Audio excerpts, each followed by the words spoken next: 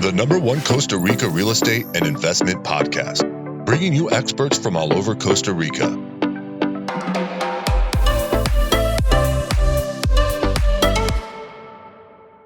Good afternoon, guys, and welcome to episode 140 of Costa Rica Real Estate and Investments with me, your host, Richard Bexon. You can always tell what time of day it is by my greeting, whether I'm doing these in the morning or the evening. But I think that you're aware I don't do them in the evening, even though I'm more than happy to do them in the evening. I don't think you've ever heard me say good evening, but I just wanted to say thank you very much for everyone that's reached out to us. I love hearing from you. Some of you are like, oh, damn, I wish I would have known about you before I invested in Costa Rica or bought in Costa Rica, just because I think you could have really helped me kind of guide me through that process and make sure I was making the right investment. So, I mean, as I think a lot of you know, we just make sure that you have a soft landing when investing and buying here in Costa Rica. We're a bit of a pain in the butt. Just because we'd like to make sure I's are dotted and T's are crossed. Realtors love us and hate us, as I said. They love us because we bring them highly qualified clients when we work with them. They hate us because we will unearth everything. We will find where all the bodies are buried and make sure is that no stone is left untouched. So you can contact us, info@investingcostarica.com. That's info@investingcostarica.com. We've actually got two new people joining us. We've got quite a few projects going on at the moment. So we've got a new engineer coming on who comes from tons of experience, and I'll get into that probably on one of the other podcasts. We'll probably actually do an interview with him. And then also we have a lady join the team, which is great.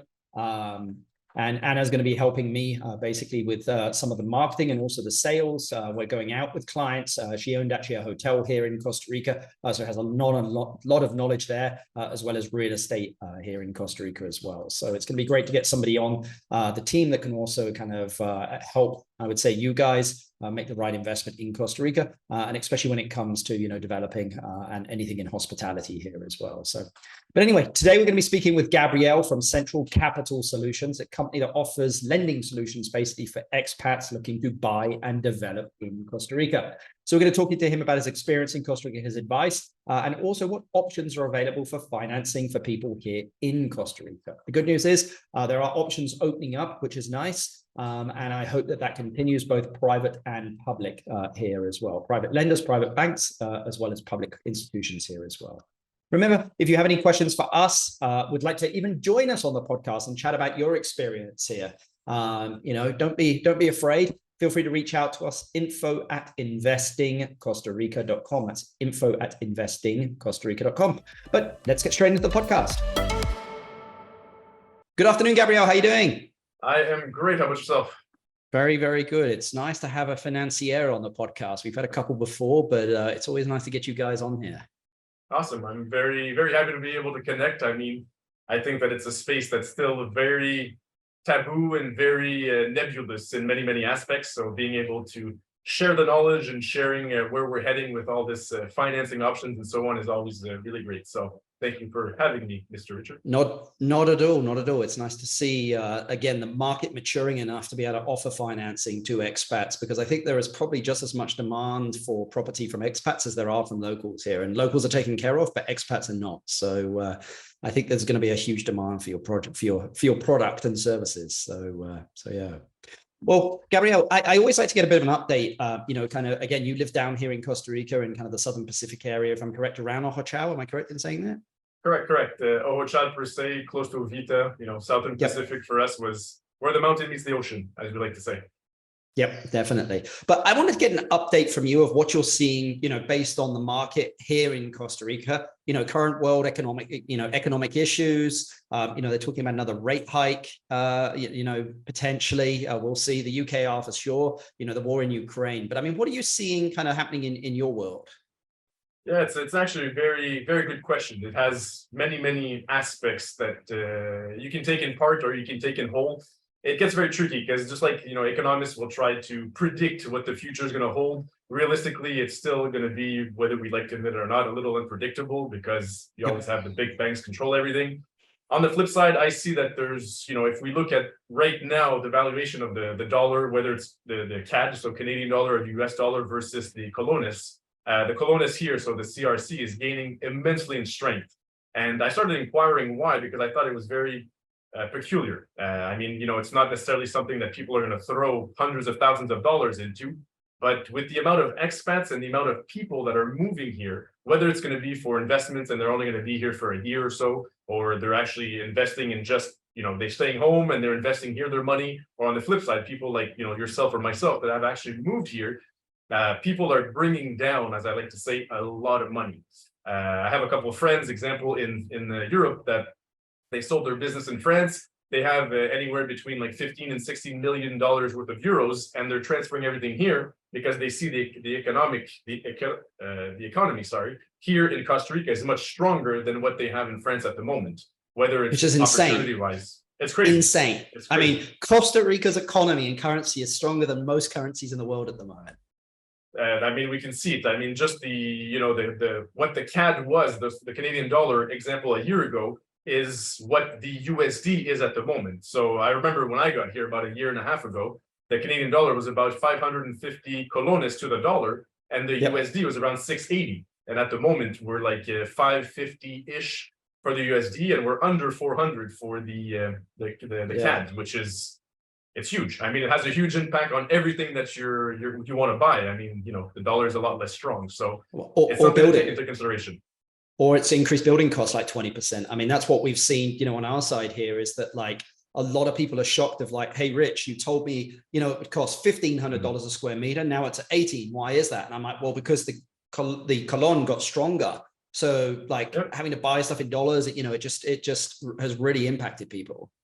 Yeah, and especially when if it's an investment property, as long as the numbers make sense, the ROI makes sense, as I keep telling people, when you're building your own house, you're totally right, Richard. I mean, I'm building my own, and it's like, oh, wow, that's, I wasn't expecting it at the end. And, it sucks to say, but it is what it is. So. Yeah. I mean, I like to say there is a cost for living in paradise. So, I mean, and I think, a lot of people that I speak to are just like, I mean, either one, they want to diversify out of their current country because they just don't like where it's going. Or second, they're just like, I want complete out. I think somebody used bug out the other day. They wanted a bug out property here just in case, and I mean, Costa Rica has tons of natural resources. So it's a great location to bug out to.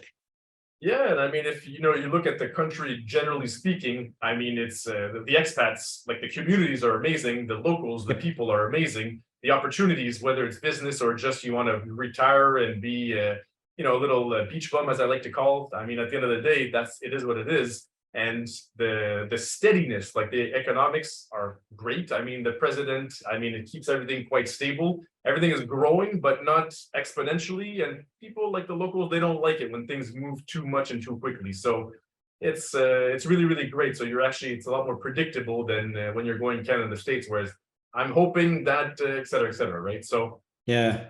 I mean, I think that sums Costa Rica up. It's just steady Eddie. Like it doesn't see those huge ups and downs. And I mean, it's in the Western world, we're used to those ups and downs. We've just seen a huge up. We're on the way down. I don't know how far down it's going to go, or maybe we've plateaued. But here in Costa Rica, it keeps, steady Eddie. And I think people are like, oh, wow, I was expecting it to really mirror that up and down. It's like, well, no, because the majority of people are cash buyers here. But still, we have demand from people wanting to move and live here and diversify. Agreed. Totally correct. Okay. So, well, I mean, Gabriel, you've been in Costa Rica for quite a few years now. I mean, what advice would you give to anyone looking to invest in Costa Rica, just in general? Yeah, it's funny because I get this type of question actually quite often. And at the end of the day, do the numbers make sense? I mean, it's regardless of anywhere else in the world. I mean, Costa Rica is the same. Does it make sense? And it's very easy to get stuck in I call it the pink phase. So you get told by whomever Costa Rica is great, or you're here for the first month or two or three, everything is peachy and wow, and everything is pink, as I like to say, with those glasses. But in reality, it's bring it back down to the numbers just to make sure that it makes sense. Do your due diligence. If people are telling you like fast, like I tell everybody, in Costa Rica, there's 3 speeds: slow, slower, slowest. You can pick one, but you're getting one of those 3. So if somebody tells you go fast, that's when I start getting worried, whether it's, purchasing a lot, purchasing a property, going to the bank. Let's not kid ourselves. Richard, you've been here long enough to know that the bank has its own speed. So regardless if you want to go fast or not, you're going to be there for an hour or two. So that would be my biggest, my biggest red flag. If somebody was like, yeah, it's going to be a good deal, move fast, you got to pay, just transfer funds. It doesn't work that way here. So do your due diligence, make sure you're aware. Get, just like anywhere else in the world, get yourself a good power team. I mean, the realtors are going to be great, but your best friend here is a topographer. I mean, your lawyer is going to be amazing, but once again, if you don't have a good topographer to check out the lot that you're getting, you can be in a very, very bad position very, very quickly and lose.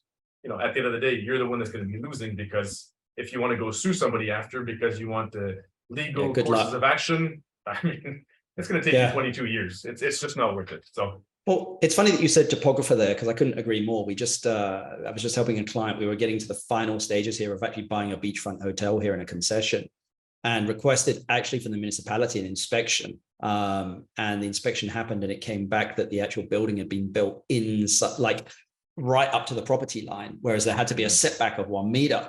And he's like, well, what do I do? I'm like, they're going to ask you to knock that down when you have to renew your concession properly. Like, there's no playing around in concessions, man. They may not renew it. So my advice is, again, and that's where a topographer is great, to look at that stuff, because we kind of knew that, but wanted it confirmed, was don't purchase because you're going to run that liability unless you want to take off 1 meter of your bedrooms and all the bathrooms and everything down the side of the property, which I don't think they want to do. So yeah, I couldn't agree more on the topographer.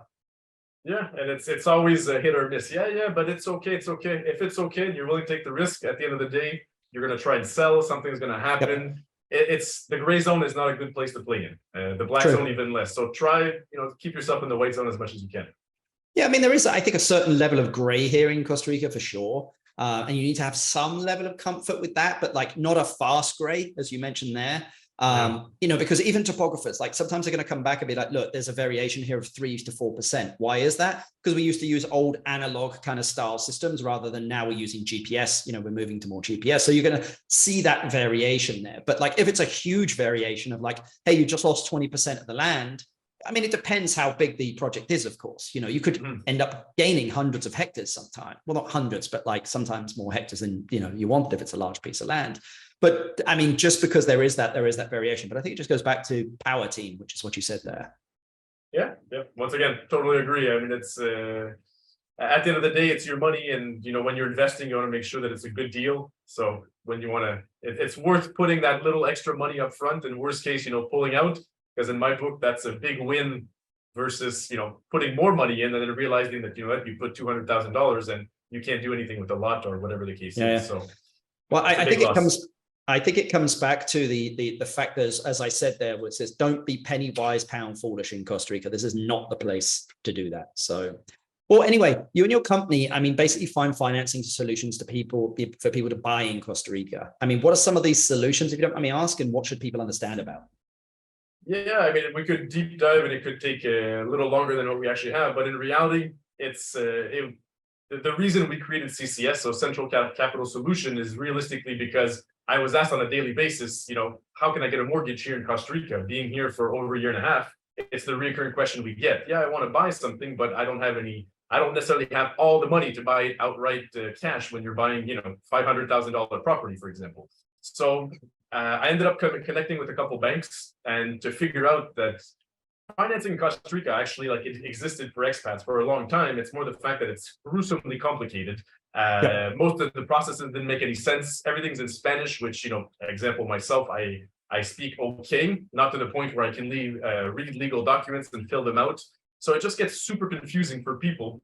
And then you're going to fill out all the documents. It's going to pass between like 22 pairs of hands. It's going to come back to the first one, and you're going to get a 23rd version that doesn't make any sense anymore, that you have to restart the process. And that's exactly how it is. So being able to navigate through that maze is what we do. So we connected with a couple of banks, being able to offer mortgages and refinancing on certain properties. Some of them are based on, like 80% on the evaluation. 80% of the evaluation is done on the person, credit score, indebtedness ratio, and so on and so forth. And we have other options which are more towards the project. So 80% of the pre-approval and the process is based off of the project. So where it is, how much is the return, where's the property, how big is the property, and so on and so forth. So I'll leave it at that, and then we can communicate at a different time with different people if there's an interest in that sense. But we also help facilitate when it comes to, example, clients that have retirement funds. In Canada, RRSPs, in the States, 401ks. We can use that to invest here in Costa Rica, whether it's investment properties, whether it's houses that they want to live in, and so on and so forth. different rules, regulations, and et cetera, that we can discuss at a later date. But it just goes to show that there's more options than just, oh, you have to pay cash. So the ultimate goal is, okay, well, Mr. Client, Mrs. Client, what are you looking for? What's your ultimate project or objective? Because from there, we might have 2-3 options that, you know, we can get pretty creative with, meaning that you have a couple $100,000 as in a retirement fund. We can use that as a cash down. We get the rest financed by a bank here. And I mean, the interest rate, I'm just going to go at a general level, but I mean, the interest rate with one of the banks is between 6 and 7%. Another one is going to be between 9 and 10, sometimes 11%. But then there's different fees that are tagged onto there. There's early repayment fees also that might be a little sexier or less sexy, depending on, you know, what the client's objectives are. You know, obviously there's the hard money lenders in the country, just like anywhere else in the world, that sometimes it's just, I need a quick money, a couple, let's say $100,000, just so that I can renovate my house, refinance it afterwards, reimburse it. So, you know, sometimes a quick option is going to be a little more expensive, but on the flip side, once again, it comes down to the numbers and the ROI. So we have quite a few options. So it's something that, you know, like I tell people, our goal is really simply democratizing the lending space, so the financing space. So rendering it accessible to anybody. So at that point in time, it just depends on what your objectives are. Well, I mean, I'm happy to hear it, Gabriel, just because, again, I know a lot of people are looking for that solution. Not everyone is walking around with hundreds and thousands or millions of dollars in their pocket, you know, and I think that, you know, to date, Costa Rica has been somewhat a rich person's playground, whereas now I think it's becoming more accessible to the world. I don't think it means that it's going to get overbuilt, because, again, with water infrastructure here and just the, you know, the process to construct here or develop, you know, is not getting easier. So I think for people that are, you know, worried about that, I wouldn't worry about that. I mean, again, I think it's that we use about 6% of Costa Rica's available water here in Costa Rica. Like, we have tons of water, just that the water infrastructure is just not in place in order to be able to, you know, for mass development. To be honest with you, I don't think the government wants that either, and neither does the country. So that's kind of that's why it's slow, slower, or slowest. You know, like, it just doesn't. It's those three slowest, which I like, because then a lot of stuff is organic, and only good ideas get, you know, happen. If that makes sense. Yeah, totally agree. And I mean, it's. I think it also depends on where you're looking at. There's different rules and regulations. So of course, like we said in the beginning, you know, do your due diligence, do your homework, because the Guanacaste region will have totally different rules versus the area that I'm in versus et cetera, et cetera. So that's the reality. And I think it's really, really good for the country. And also, as you mentioned, you know, not necessarily everybody arrives here with $500,000 cash, but, you know, they might have $200,000-300,000 or 150. They're looking for a $250,000 house, and, you know, they got a good salary. So now it's being able to compensate with a bank mortgage, bank loan. And, you know, obviously the rules and regulations for lending in general, whether it's bank-based or anything else, is very different than Canada and the States, or even Europe and so on. So, you know, that's also a little bit of a learning curve for clients when they're looking for, oh, but it's not like that at home. Well, you know, unfortunately, you're not home. This is a whole different country, and these are the rules and regulations here too. So that's also part of it. Yeah, I mean, it was amazing. I went through the process with a client a while back, and it was during a rate change, and they'd been pre-approved at a certain amount. I would say pre-approved. They got a quote of what it would cost to say.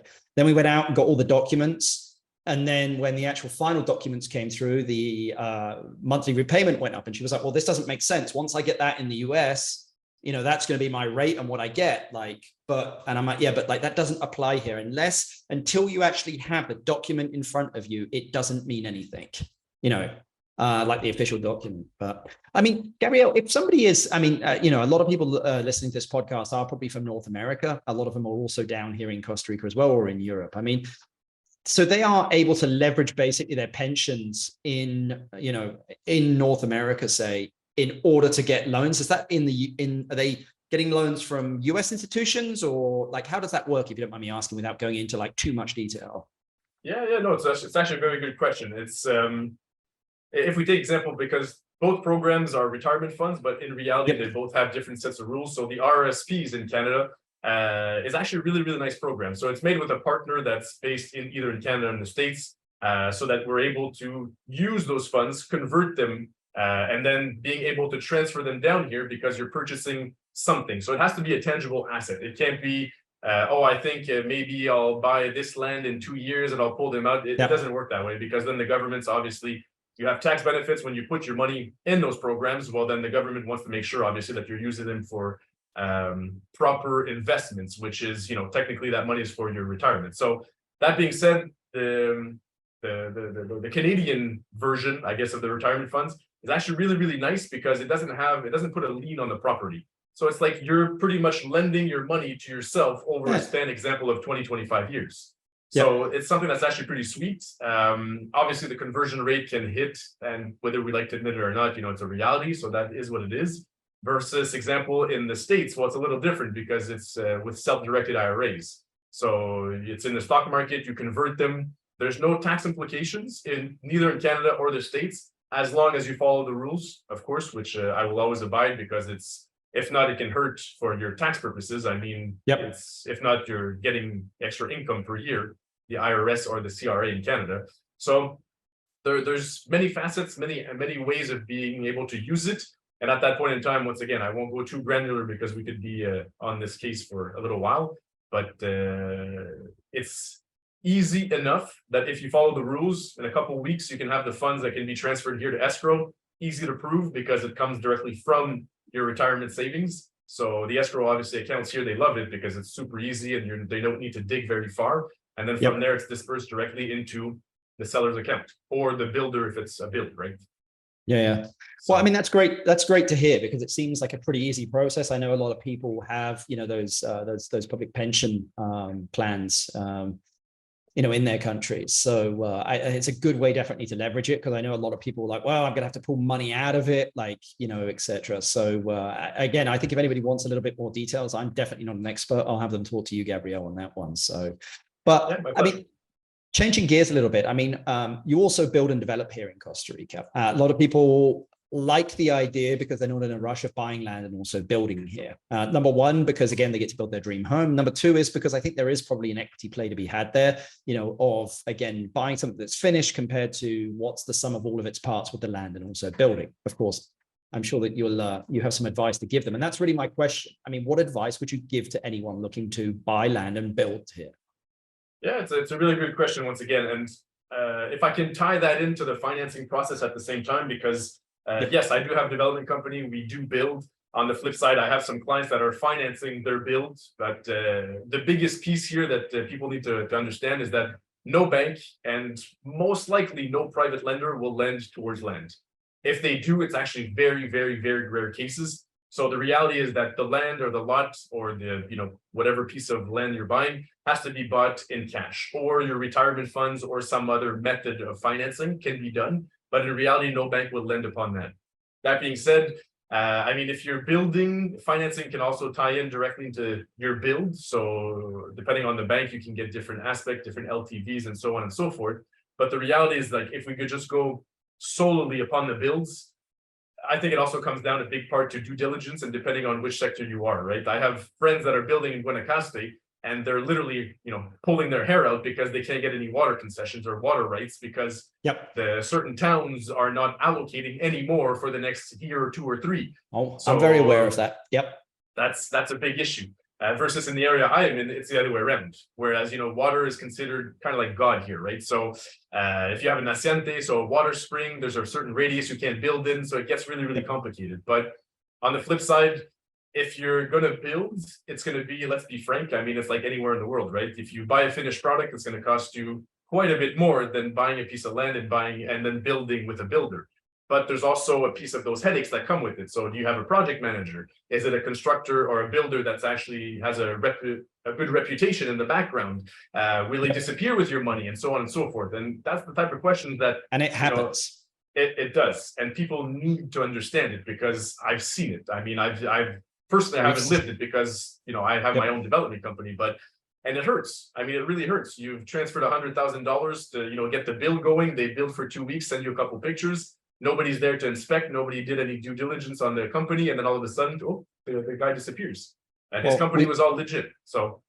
Yeah, I mean, we've just taken over project management of a build where they had a developer building it. And they just way behind schedule, just not the right stuff that they were using, and it was just a nightmare. So we were just like, look, if you want, because we were doing inspections anyway, if you want to, we will project manage this, get it back on track, bring in the general contractor and kind of oversee it all for you. It's unfortunately a cost that you didn't expect, but like, it's the cost you're going to have. Like, what's the cost to do a job right? That's the question, and I mean, it's just making sure of like, you don't pay 50% down on a construction job. Like, you pay in milestones with installments and have someone inspect that and make sure it's done correctly before making the payment. It's, especially when you're not here. I mean, if you're not here and you're not there to keep an eye on it all the time, of like, have someone do that for you. So I 110% agree. I mean, that's the reality, and it's something that I've seen many times, and it hurts. I mean, then all of a sudden the clients have extra costs and extra time, and then, like I said, it goes on both sides. I mean, I have talked to a client recently, and he tells me, "Oh, yeah, but you know what? I found a builder, and he's really cheap." Yeah, but like anywhere in the world, the cheap builder, it doesn't necessarily mean that it will be like cheap build, but on the flip side, it most likely will. So that's something that you also have to be aware, especially if you're not inspecting the place on a regular basis. Let's put it that way. Or you have the other side of the coin, where you're going to have somebody who's going to charge you, just an extreme example, $250 a square foot, and then all of a sudden you get a crappy job because nobody's inspecting it. So you need to find that balance. You need to get referrals. You need to see what they've done, their past builds. And it really sucks to say, but if you don't have somebody here physically, it doesn't mean it's going to go bad. But I mean, it's not always the same rules. So stuff gets covered up, dude, that you don't see. Yeah, exactly. So it's like the type of thing where you always need a pair of hands, and I mean that extra. Let's be frank. I mean, you've seen it also, Richard, right? That extra $5,000-$10,000 that you're putting into someone to inspect or make sure it's not wasted money at all, especially when you have a $300,000 bill, right? So, well, I think it comes down to, do you do your own taxes, or do you give it to someone else to do? Like, would you project manage your own project? If you're like, give it to someone else to do that knows what exactly it is that they're doing. I mean, again, it will just save you a lot of pain and a lot of headaches, in my opinion, just from what I've seen. I mean, Christina Garini, who we've had on the podcast a few times, who's a lawyer, paid someone for her windows before Christmas, and the guy disappeared. And she was like, "Rich, what do I do?" And I'm like, as we say here, Salau, like, you need to go get new windows. Like, here are a bunch of contacts here for guys that are reputable guys that do windows here, but she was meant to be moving in for Christmas and didn't have windows. We got her windows before Christmas, thank God. I don't think they were the ones that she wanted, but she got windows in the end.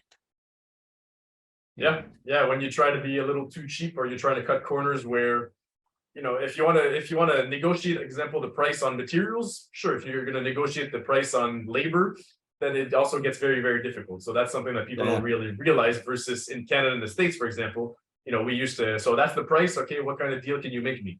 That's something that they're going to say yes here, but they might hold it at heart, and then you end up having something very not well built. I'll just say it that way. So well, I mean, talking about land and also building, I mean, you mentioned that there is money to be made. I mean, what would you say the difference between typically like a finished product and then, like, again, buying land and building is? I mean, what's the gain to be had there, would you say? That's actually a question I get very often. And it depends on what you're building, where you're building, depends on your price point. So obviously there's many factors, but realistically, if you take the region I'm in anyways, you're going to get a lot more land than if you go into the Guanacaste region. I mean, for 1.5 acres in our area, you're going to be paying, with, let's say, super nice ocean view, you might be around $250,000. And I mean, in Guanacaste, you're going to have, a small piece of land for that price. 250 doesn't get you much.